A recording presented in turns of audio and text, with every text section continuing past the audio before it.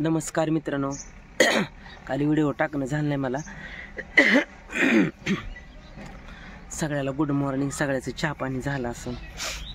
मी आंघोळ झाली, आता आंघोळ केली आणि घर पारूसं काढले. आंघोळ केली, अजून चहा पाणी काय करायचंय.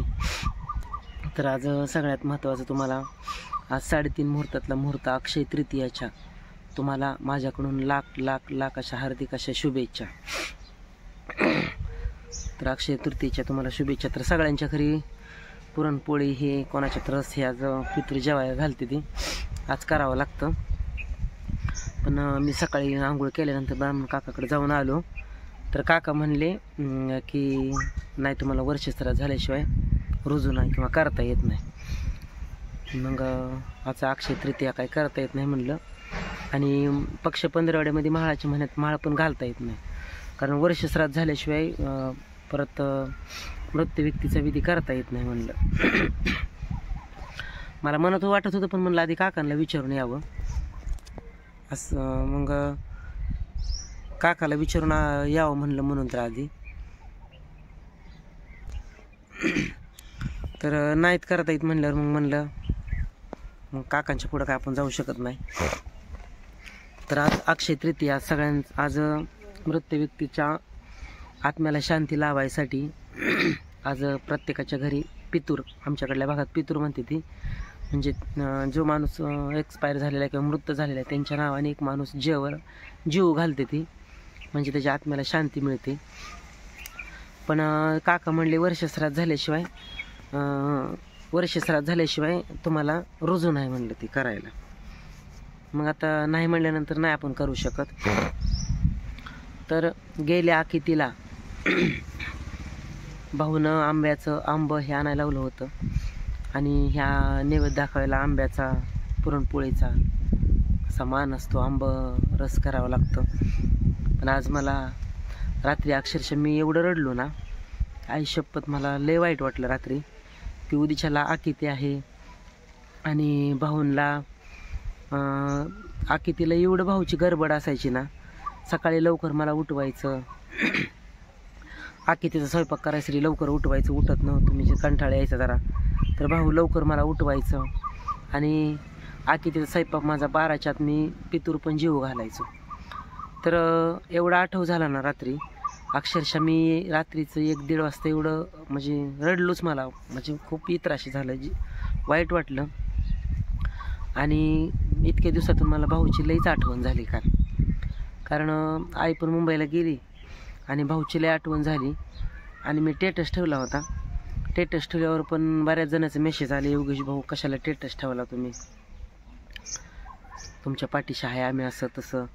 पण आमच्या असं आखिती कुठला सण आला का भाऊंची एवढी गडबड असायची ना की मला नावाने हाक कधी मारत नव्हतं, मला मामाच म्हणायचं. कारण त्यांच्या वडिलाला ती मामा म्हणायचं. मी काय बघितलं नाही आजोबा, पण त्यांच्या वडिलाला मामा म्हणायचं. मग ती म्हणायचं की असं पूर्वीच्या काळी म्हणायचं की म्हणजे त्यांचा वडीलच पोटाला आलेलं आहे असं म्हणायचं. तर मला रात्री मित्रांनो भाऊची लई आठवण झाली, म्हणजे माझ्या ध्यानातूनच गेलं नाही. माझ्या 1:30 वाजल्यापासून मला झोपच नाही, कारण लईच मन इत्राशी झालं. इतके दिवस कधीच नाही, पण रात्री भाऊची मला लईच आठवण झाली. मग आज अक्षय तृतीया होती, एवढी गडबड नाही तर आज नेहमीप्रमाणे असायचं.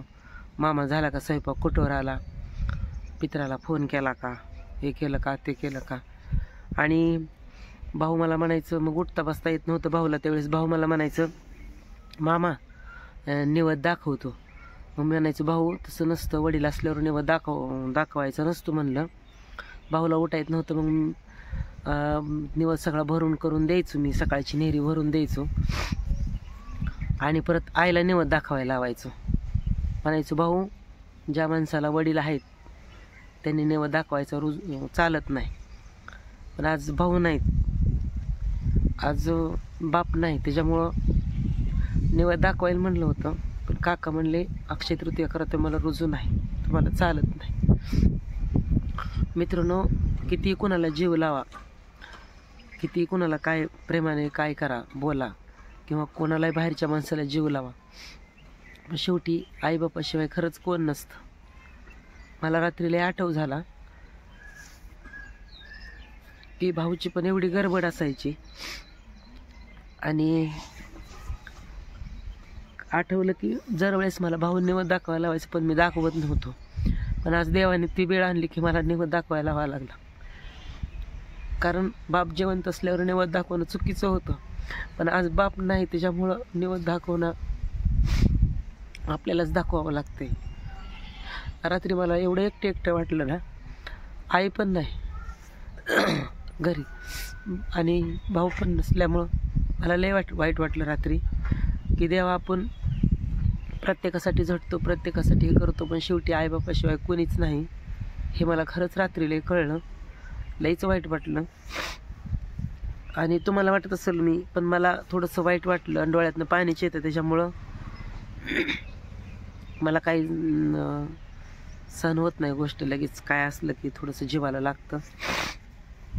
पण असो मित्रांनो, आमच्या भाऊची गडबडले असायची आकितीला सगळा स्वयंपाक, पण मी लवकर उठवायचं. भाऊ लवकर उठून मी स्वयंपाकाला सगळं करून नादी लावून सगळं हे करून 12च्या आत मी पितर निवद दाखवून जीव घालायचं. भाऊला मशानभूमीत निवद दाखवायला जाता येत नव्हतं, तर मी इथं भाऊला निवद भरून देवायचं, हे करायचो, निवद वाढून द्यायचो आणि आईला ठेवायला लावायचो. पण मी भाऊ जिवंत होत तोपर्यंत कधीच निवद स्वतः दाखवला नाही. भाऊ म्हणायचं दाखव, पण मी लावत तसं नसतं. वडील असल्यावर निवद दाखवायला नसतो आणि बाप नसल्यावरच निवद दाखवायला, बाप असल्यावर निवद दाखवायला रुजूच नाही. पण मित्रांनो, आज माझ्यावरती वेळ आली की आपल्याला बाप नाही आणि बापाच्या मागे खरंच कोणी कुणाचं नसतं. रात्री 1:30 वाजल्यापासून मला 3:30-4 वाजेपर्यंत कसलीच झोप नाही. आणि बऱ्याच दिवसातनं भाऊ मला स्वप्नात पण आलं, मामा उद्या आकिती आहे आणि पितृ जीव घालायचं. म्हणजे असं बाद झालं मला, स्वप्नात आलं. कारण पहिलं भाऊ उठवायचं लवकर मला, 3-4 वाजल्यापासून भाऊ झोपतच नसायचं. आणि त्याच्यामुळं रात्री मला लय आठव झाला. मित्रांनो, आई वडिलाला खरंच सांभाळा बरं का. कारण एकदा आई वडील मातीच्या आड गेलं का कोण कुणाच नाही. आई बापाने दुनिया दाखवली. खरंच आई वडिलाच्या माघारी कोण कुणाच नाही मित्रांनो. कारण मला प्रत्येक गोष्टीला आठव होत होतं. बऱ्याच महिना झालं मला विसर पडला होता, पण काल मला एवढं इतराशी जीवन झालं की खरंच आई बापाच्या माघारी खरंच कोण कुणाच नाही. बाहेरच्याला कोणाला किती जीवला, किती प्रेमानं बोला, किती आदरानं बोला, पण काय उपयोग नाही. आई बापाशिवाय माया कुणीच नाही. मला महिना झालं मी एक दिवशी मॅगी करून खाल्ली. मी जेवण करतो बाहेर, पण अपरात्रीचं रात्रीचं जरी आलं, दरवाजा जरी वाजला तरी आई मला म्हणायची जेवला कर बाळा. समाधान वाटायचं. आज किती रात्रीचं घरी आलं तर आपल्याला विचारून बोलणारं कोणी नाही.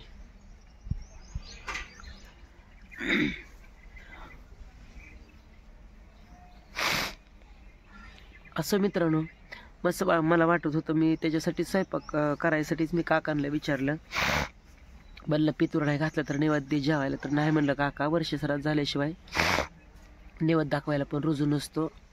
वर्षसरादापर्यंत दुःख पाळावं लागतं आणि वर्षसरात झाल्यानंतर मग तुम्हाला अक्षय तृतीया, पक्षी पंधरवड्याच्यातलं माळ करायला रुजू असतं. तर मित्रांनो बघा, अक्षय तृतीया आनंदानं साजरा करा, जीव घाला. पुढच्या वर्षी ही आकिती झाली, पुढच्या वर्षी अक्षय तृतीयालाच भाऊंला आता जीव घालायचं. त्याच्यामुळं आता काही नाही करता येत आणि आपण मनानं पण नाही ना करू शकत. काय जे ब्राह्मणात शास्त्रात किंवा काका सांगतील ते आपण करू शकतो. मनानं उगीच कसं आपण काय करायचं नाही का. झालं आता भाऊचं मासिक येते 9 तारखेला. बहीण पण येणार आहे, आई पण येणार आहे 9 तारखेच्या मासिकाला. मग त्यावेळेस ह्या दिवसात भाऊला आंब रस खाण्यापेक्षा भाकरीवर आंब चोकून खायला लय आवडायचं. कारण मी प्रत्येक बारीच्यानं भाऊ मला म्हणायचं मामा आंबा, आणि आंब्याच्या दिवसात मी पाऊस पडत तर भाऊला आंब खाऊ घालायचो.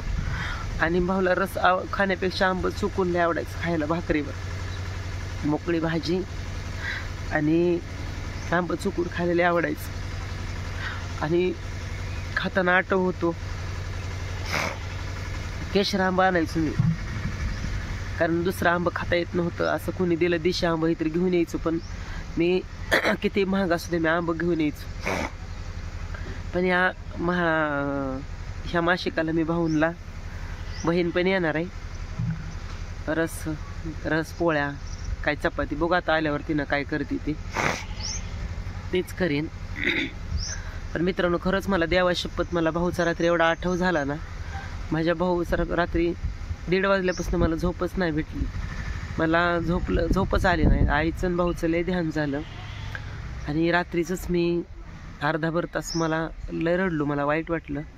मी गोळी खाल्ली, जरा रडल्यामुळं डोकं दुखायला लागलं. आणि असं मित्रांनो काल व्हिडिओ नाही टाकणं झाला. मला बऱ्याच जणांची कमेंट पण आली, पर्सनल मॅसेज पण आले, योगेश भाऊ व्हिडिओ टाका. काल मी नव्हतो घरी, त्याच्यामुळं व्हिडिओ काय मला टाकणं झालं नाही. तर असं मित्रांनो काळजी घ्या, आईबापाला सांभाळा, कारण एकदा मातीत गेल्यावर काही उपयोग नाही. जोपर्यंत आहे तोपर्यंत त्यांना खाऊ घाला, मेल्यावर काही उपयोग नाही. निवड दाखवूनच ती कुत्री मांजरं खाऊन जाते, ती काहीसुद्धा उपयोग नाही. तर आईवडिलाला सांभाळा, देव पलीकडं आईवड अलीकडं असं माझ्या तर शास्त्रात आहे. त्याच्यामुळं त्यांनी आपल्याला दुनिया दाखवली आणि त्यांच्यामुळंच आपण आहोत. तर चला मित्रांनो, अक्षय तृतीच्या परत तुम्हाला अजून एकदा लाख अशा शुभेच्छा. काळजी घ्या. हे बांधकामाचं पडलेलं आहे, काय बघू करू आता, पाणी कमी आल्यामुळे काय करता येत नाही. जरा पाऊस पडल्यावर करू. चहा पाणी करायचं मला बी अजून. छान बिस्किट खायला तर मी, किंवा छान चुरमुरं आहे ते छान चुरमुरं खाईन. आता दुसरं काही नाही करू शकत. हाय पीठ हाय हे आहे, पण सगळं बाहेर जाणार आहे. त्याच्यामुळं आमची चुलती पण म्हणली जेवण करायला या, मग तिथं जेवण त्यांच्या स्वयंपाक करायचा किती अक्षय तृतीयाचा. तर चला मित्रांनो, तुम्ही कुठल्या भागात तुमची अक्षय तृतीया साजरी केली जाते, किंवा मृत व्यक्तीच्या नावाने माणूस एक जीव घातला जातो, आमच्याकडल्या भागात पद्धत आहे, तुमच्याकडल्या भागात आहे का पद्धत, आम्हाला कमेंटद्वारे नक्कीच कळवा. आणि खरंच मी भाऊचा छोटासा व्हिडिओ टाकावा म्हणलं त्या व्हिडिओमध्ये. अक्षय तृतीयेच्या लाख शुभेच्छा मित्रांनो. चला भेटू पुढच्या व्हिडिओमध्ये, तोपर्यंत धन्यवाद, बाय.